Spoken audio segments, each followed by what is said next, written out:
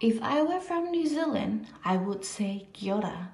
If I were from Fiji, I would say auto miniko.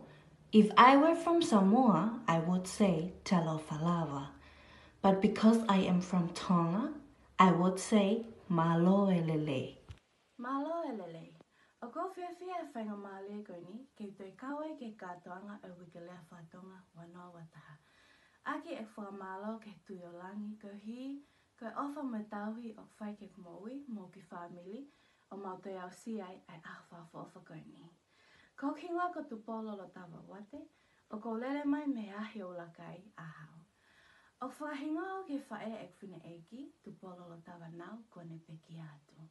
I don't have any interesting story for my name. I would like to say it's a beautiful name. Ko ek tamai ko se mislo toi wate, pe aku lele mai me whao taupe ha tafu. Ko sisi itahaya I whanau e toko ono. Ko ek whae ko tule nā wate, pe aku lo se kaulaya e whunga o ne taka. Ko sisi itahaya I whanau e toko ua. Ko ka venga e kulea ki ahoni, ko mauluta ai nofo a family. Mauluta ai nofo a family.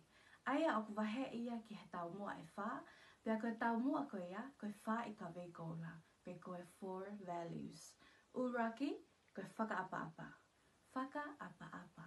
E lawa e tohe efeso, wahe ono, ves uraki moewa o pehe. Ai whanau mo talangofua I he eiki ki ho mou mātua, he oktotonuia.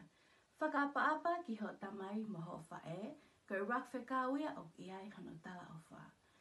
O mau inga e whakaapa-apa, ke puke a fufula ho tau family, o hange ko eni. Whakaapa-apa ki ho toko wā mo tunga ane, kai pehe ki kakai o lahi a koe. Whakaapa-apa whoki ki ho waifi mo huse paniti, ka whakatau katea ana tula.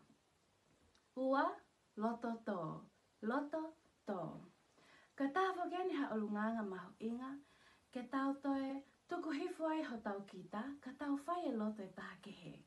Pea tau whenga maupe ke tau ofa, pea tau mo ui whoaki, kai oa te tau sio kita pe tafoki. Tolu, tauhi wahaa.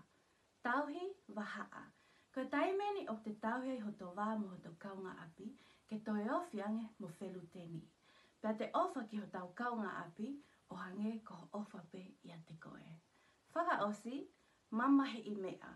Ko mama he I mea ko e te mātea ki ho to whanua ko tonga, aki e te puke ho to lea whakatonga, ulunganga whakatonga, whaiwa tuku whakaholo, kai pehe whoki ke te unga whakawhanua, o hange ko pule taha, kie, mo tau wala. Whakatawange pe te tau toe mo ui, whakaapa-apange, I kai ngata pehe family, ka kia kakai kotoa o whanua. Tau toi whenga maupe ke tau loto to, pe oa te tau tafoki me o tau family mo tau kaunga api. Tau tauhi o tau wāhot mo tau family, ke toi ofa ngiange mo whelu teni. Tau mātea ki a tonga, he ko tau ki whanua nei tuku ki langi. Ofa ke mo mau hawike lea whakatonga, fia mo whantapu e kina. Te ngata he kau whoki au ke ahi o lakai, o tali hao whekau. Paka iai hao toi whoki mai, ko atu pololo tawa o whakahohaa. Lewa e whakahohaa, tua o whātu.